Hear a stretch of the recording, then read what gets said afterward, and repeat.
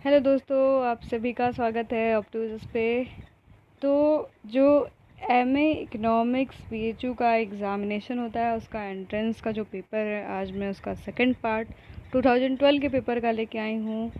तो जिन्होंने पहला पार्ट देखा है वो दूसरा पार्ट भी ध्यान से देखिएगा, और अगर आप चैनल पर न्यू हो तो चैनल को सब्सक्राइब कर लीजिए और बेल आइकन दबाना नहीं भूलिएगा। तो हम लोग 30 क्वेश्चन कर चुके थे, 31 क्वेश्चन से अब हम कंटिन्यू करेंगे। तो प्राइस लाइन शो जो क्या करता है, कीमत रेखा प्रदर्शित करती है। ठीक है, तो पहला आपका है इनकम ऑफ द कंज्यूमर, दूसरा है price of the good, linking of the consumer, limitation of the consumer.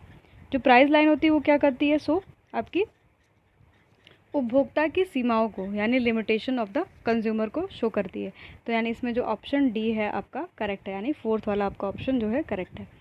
Next देख लेते हैं, price effect is equals to, जो प्राइस इफेक्ट होता है वो किसके बराबर होता है, substitution effect plus income effect. दूसरा है आपका income effect minus substitution effect. तीसरा है आपका substitution effect minus income effect. चौथा आपका है income effect upon substitution effect. जो प्राइस इफेक्ट होता है वो किसके बराबर होता है, substitution effect plus income effect, यानी प्रतिस्थापन प्रभाव और आय प्रभाव के बराबर होता है। तो इसका जो ऑप्शन फर्स्ट है वो क्या है, करेक्ट है।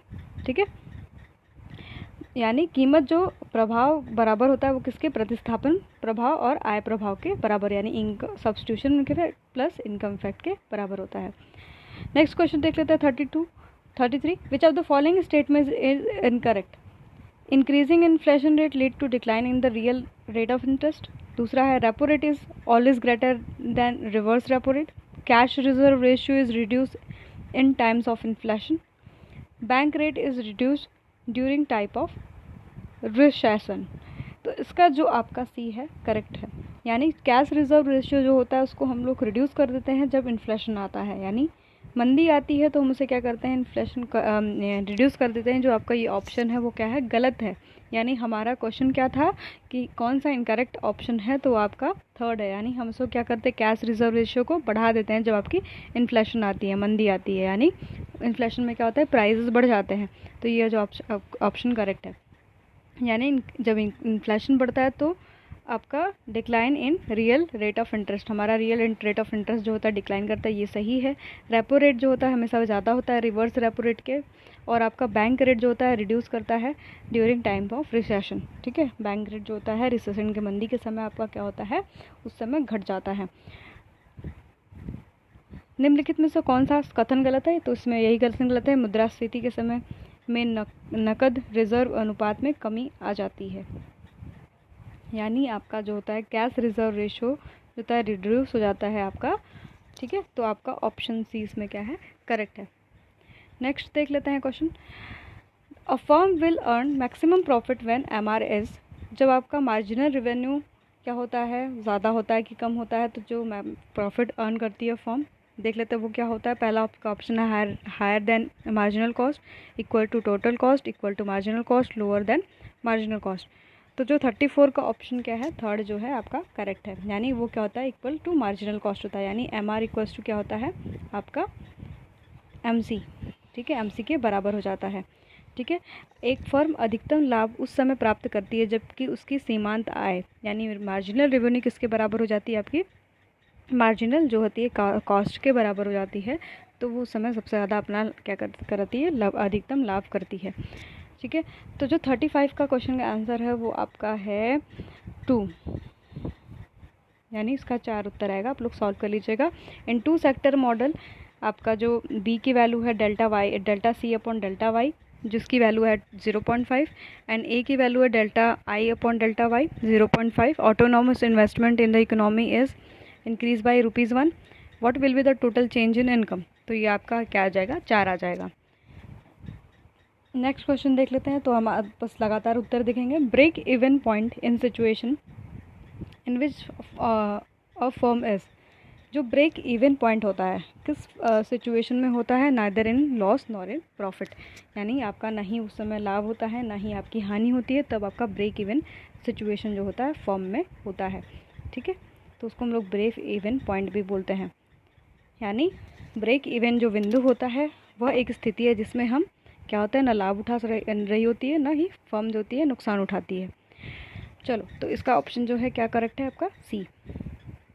नेक्स्ट देख लेते हैं हम, shape of indifference curve in case of perfect complementary good is like. जो आपका शेप होता है इंडिफरेंस कर्व का वो कैसा हो, जब आपका परफेक्टली कॉम्प्लीमेंट्री गुड होता है तो कैसा होता है आपका, जो अल्फ़ाबेटिकल एल शेप पे होता है।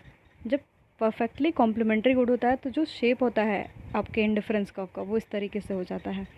ठीक है, ये बार बार प्रश्न क्वेश्चन आपका इसमें आया है, यानी पूर्णतः पूरक वस्तुओं के संदर्भ में तटस्थता वक्र का आकार क्या होता है, एल अक्षर का होता है, यानी इसमें ऑप्शन ए जो है करेक्ट है।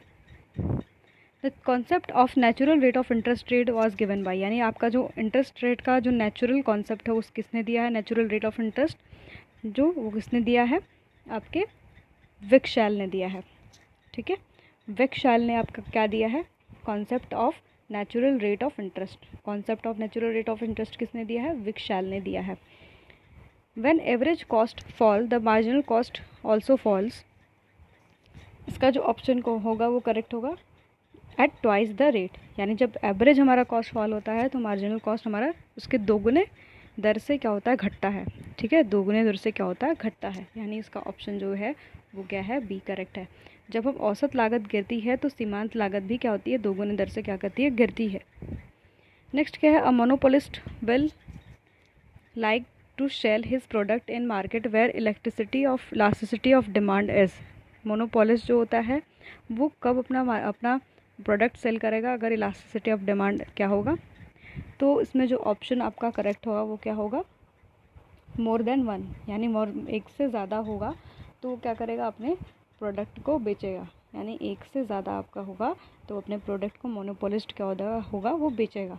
नेक्स्ट हम देख लेते हैं, यानी एकाधिकारी उस बाज़ार में सामान बेचना चाहेगा जहां मांग की लोच क्या होगा, एक से ज़्यादा होगा। ठीक है, एक से ज़्यादा का मतलब क्या होता है, 2, 3, 4, 5, यानी इलास्टिसिटी ऑफ डिमांड क्या होगा, एक से ज़्यादा होगी। विच of the following explain monopolistic competition first of all. पहली बार जो मोनोपोलिस्टिक कंपटीशन का कॉन्सेप्ट दिया गया था वो किसने दिया था, आपके चैम्बरलिन ने। जो आपके ई चैम्बरलिन थे उन्होंने फर्स्ट मोनोपोलिस्टिक कंपटीशन का जो है आपका कॉन्सेप्ट दिया था। कौन, ई चैम्बरलिन। नेक्स्ट हम देख लेते हैं, आपका एकाधिकारात्मक प्रतियोगिता का व्याख्यान कौन ने किया, ई चैम्बरलिन, बता चुकी हूँ मैं। नेक्स्ट क्या है, marginal productivity theory of distribution was propounded by, यानी आपके वितरण के सीमांत उत्पादकता का सिद्धांत का प्रतिपादन किसने किया था, तो इसका जो ऑप्शन सी है वो करेक्ट है, यानी जे.बी. क्लार्क ने किया है। ठीक है, जे.बी. क्लार्क, यानी marginal productivity theory of distribution, यानी वितरण के सीमांत उत्पादकता का सिद्धांत, यानी जे.बी. क्लार्क ने दिया था। Elasticity of demand would be same at every point of demand curve if the shape of demand curve is like. किस तरीके से आपका डिमांड कर्व का शेप होगा, इसमें जो थर्ड है वो क्या होगा, रेक्टेंगुलर हाइपरबोला। अगर रेक्टेंगुलर हाइपरबोला होता है आपका तो आपका क्या होता है, एवरी पॉइंट पे सेम होगा आपका डिमांड कर्व। ठीक है, यानी किसी मांग वक्र के हर बिंदु पर मांग की लोच समान होना। यदि मांग का वक्र आकार किस तरीके से होगा, आपका हाइपरबोला होता है, तो हमारा क्या होता है, जो मांग की लोच होता है हर पॉइंट में आपके मांग पे, वो क्या होता है, आयताकार अति पर वलय। ठीक है, इसमें होता है, यानी ये आपका ऑप्शन क्या है, सी करेक्ट है। 44 का देख लेते हैं, which of the following curve is generally not U shaped. कौन सा जो कर्व होता है वो यू शेप्ड में नहीं होता है आपका, तो इसका ऑप्शन जो बी है करेक्ट है, यानी आपका एवरेज फिक्स्ड कॉस्ट जो होता है हमेशा मतलब वो यू शेप्ड में नहीं होगा। ठीक है, नॉट इन यू शेप्ड, यानी AFC आपका जो कभी भी किसमें नहीं होता है, आपका यू शेप में नहीं होता है। ठीक है, निम्नलिखित में से कौन सा साधारणतः यू आकार का नहीं होता है, औसत स्थिर लागत वक्र। ठीक है, बी करेक्ट, मतलब सेकंड वाला। If the price consumption curve is negative the elasticity of demand would be, जो प्राइस कंजप्शन कर्व है हमारा अगर नेगेटिव में है तो हमारा जो इलास्टिसिटी ऑफ डिमांड क्या होगा, मोर देन यूनिट, यानी एक से ज़्यादा होगा। ठीक है, एक से ज़्यादा, मोर देन यूनिट, यानी उपभोक्ता कीमत उपभोक्ता वक्र ऋणात्मक हो तो मांग की लोच क्या होती है, इकाई से ज़्यादा होती है। सी वाला थर्ड वाला आपका करेक्ट है। 46 देख लेते हैं, which of the which one is not a assumption of theory of demand based on the analysis of indifference curve. तो पहले देख लेते हैं कौन सा नहीं है। Given scale of preference between आपका different combination of two words, diminishing marginal rate of substitution. तीसरा है आपका कांस्टेंट मार्जिनल यूटिलिटी मनी। और चौथा है आपका consumer will always prefer more of particular good to less of it and other things remain same. तो जो आपका 46 का ऑप्शन क्या है, सी करेक्ट है। इसमें कौन सा नहीं है, constant marginal utility of money नहीं होगा। ठीक है, इसके जो और भी दिए होंगे यानी वो सारे आपके क्या होंगे, अजम्पशंस होंगे। ठीक है, तो इसमें कौन सा नहीं होगा आपका, मुद्रा की स्थिर सीमांत उपयोगिता जो होगी नहीं होगी। ठीक है, अब repo activity by reserve bank of India क्या होता है, इसमें देख लेते हैं आपका इंक्रीज लिक्विडिटी। यानी रेपो एक एक्टिविटी होती है जो कि रिजर्व बैंक ऑफ इंडिया के द्वारा किया जाता है। उसमें क्या होता है, आपकी लिक्विडिटी को क्या करना चाहती है, इंक्रीज यानी बढ़ाना चाहती है, तब वो करती है। रिजर्व बैंक द्वारा रेपो कार्यवाही यानी तरलता को बढ़ाती है। ये क्या करती है, तरलता को क्या करती है, बढ़ाती है। तो उसको हम लोग क्या बोलते हैं, रेपो बोलते हैं। Reserve repo activity by reserve bank of India, ये तो आपका वही हो गया, इंक्रीज लिक्विडिटी यानी तरलता को क्या करती है, बढ़ाती है। Money supply measure M equals to, आपका जो मनी सप्लाई होता है उसमें जो एम होता है वो क्या होता है आपका, यानी वो क्या होता है आपका, currency with public, demand deposit और अदर डिपॉजिट विद आरबीआई। ठीक है, इसमें क्या होता है, currency with public, demand deposit और आपका अदर डिपॉजिट विद आरबीआई जो होता है उसको हम लोग क्या बोलते हैं, मनी सप्लाई मेजर जो होता है एम कहते हैं। यानी जनता के पास रखी हुई करेंसी, मांग जमा और आपका क्या होता है, आरबीआई के पास अन्य, यानी उसको हम लोग क्या बोलते हैं, मुद्रा आपूर्ति की माप एम के बराबर कहते हैं। यानी ऑप्शन जो आपका थर्ड है वो क्या है, करेक्ट है।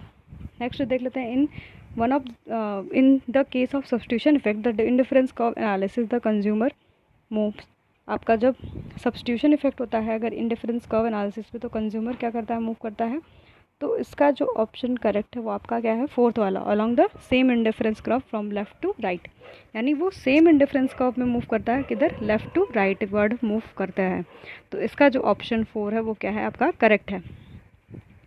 यानी उदासीन वक्र विश्लेषण में प्रतिस्थापन जो होता है वो प्रभाव के अंतर्गत एक उपभोक्ता जाता है उसी उदासीनता वक्र पर बाएं या फिर दाहिने ओर। ठीक है, जब हम सब्स्टिट्यूशन वाला देखेंगे तो आपके क्या होगा, उसी वक्र पे क्या होगा, बाएं और दाहिने की तरफ होगा।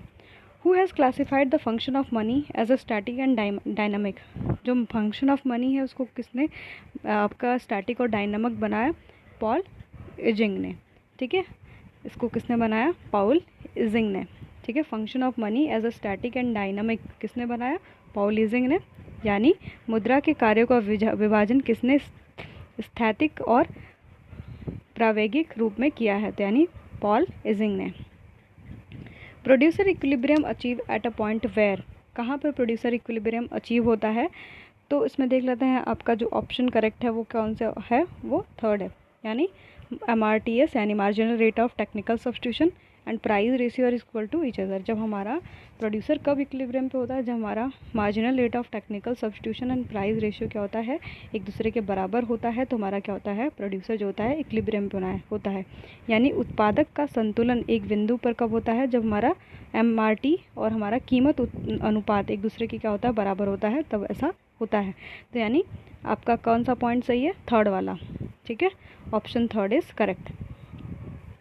डिमांड पुल इन्फ्लेशन क्या होता है, जान लेते हैं इसको हम लोग। तो ये हमारा जो होता है सेकंड इसका करेक्ट है। इसमें क्या होता है, डिमांड फॉर प्रोडक्ट्स इंक्रीजेस। जब हमारा डिमांड पुल होता है तो हम उसमें क्या करते हैं, हम प्रोडक्ट्स की क्या करते हैं, डिमांड को क्या करते हैं, इंक्रीज़ कर देते हैं। ठीक है, यानी मांग जनित स्फीति तब पैदा होती है जब हम वस्तुओं की मांग बढ़ा देते हैं। ठीक है, option B is correct.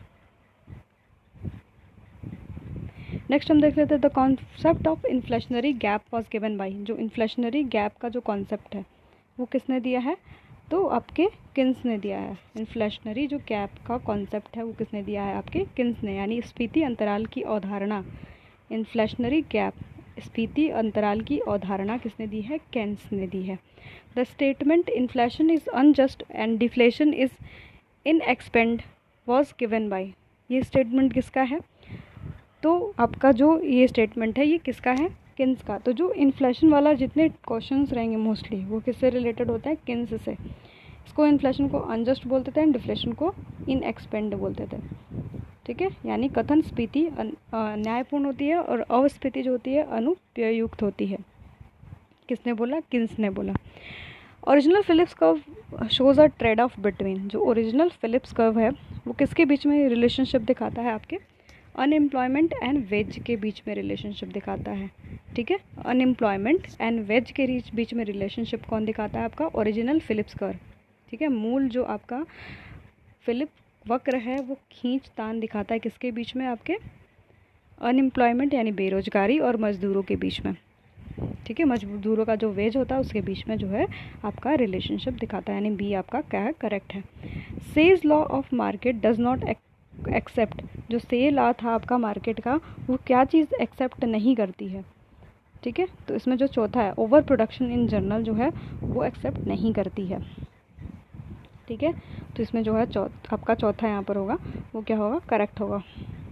Next हम देख लेते हैं। से का बाजार नियम स्वीकार नहीं करता है, सामान्य रूप से अति उत्पाद को जो है वो स्वीकार नहीं करता है, ठीक। तो option D is correct. Classical economics does not accept. Classical जो इकोनॉमिस्ट थे वो क्या एक्सेप्ट नहीं करते थे, आपका जनरल अनएम्प्लॉयमेंट, ठीक है। वो वॉलेंट्री अनएम्प्लॉयमेंट मानते थे, फ्रिक्शनल अनएम्प्लॉयमेंट मानते थे, डिस्गाइज्ड अनएम्प्लॉयमेंट, पर जनरल अनएम्प्लॉयमेंट को वो नहीं एक्सेप्ट करते थे। कौन, क्लासिकल इकोनॉमी यानी शास्त्रीय अर्थशास्त्र जो स्वीकार नहीं करता, वो क्या नहीं करता, सामान्य बेरोजगारी को, यानी option D is correct, fourth. Next हम देख लेते हैं जो आपका है 59 का। Cobb Douglas production function assume that elasticity of substitution is. जो कॉग डगलस का जो प्रोडक्शन फंक्शन था वो क्या एज्यूम करता है, तो आपका जो 59 का ऑप्शन जो है वो सेकंड जो है करेक्ट है, ठीक है। इलास्टिसिटी ऑफ जो सब्स्टिट्यूशन है वो क्या है, आपका यूनिटरी है, यानी ई एस जो होगा वो क्या होगा, 1 के बराबर होगा कॉब डगलस प्रोडक्शन फंक्शन के अंतर्गत, ठीक है। नेक्स्ट हमारा क्या है, the micro economics 1 minus C upon Y shows that. ये हमारा क्या बताता है, जो हमारा 60 का क्वेश्चन है वो हमारा क्या बताता है, एवरेज प्रोपेंसिटी टू कंज्यूम। याद कर लीजिए ये प्रश्न बार बार आता है कि जो आपका माइक्रो इकोनॉमिक्स में आपका 1 माइनस सी अपॉन वाई होता है वो क्या शो करता है, आपका एवरेज प्रोपेंसिटी टू कंज्यूम, यानी हमने एक में से क्या माइनस किया है, कंजप्शन, और अपॉन वाई इनकम को, ठीक है। इसको हम लोग देख लेते हैं। समष्टि अर्थशास्त्र में 1/3 सी अपॉन वाई दिखाता है क्या, आपके क्या दिखाता है, आपके एवरेज प्रोपेंसिटी टू कंज्यूम, यानी औसत उपभोक्ता औसत प्रवृत्ति को दिखाता है। तो ये अब आज हमारा रहा 30 क्वेश्चन। इसके बाद हम लोग 60 to 90 क्वेश्चन को कवर करेंगे 2012 के पेपर का। तो stay connected with us. Thanks for watching.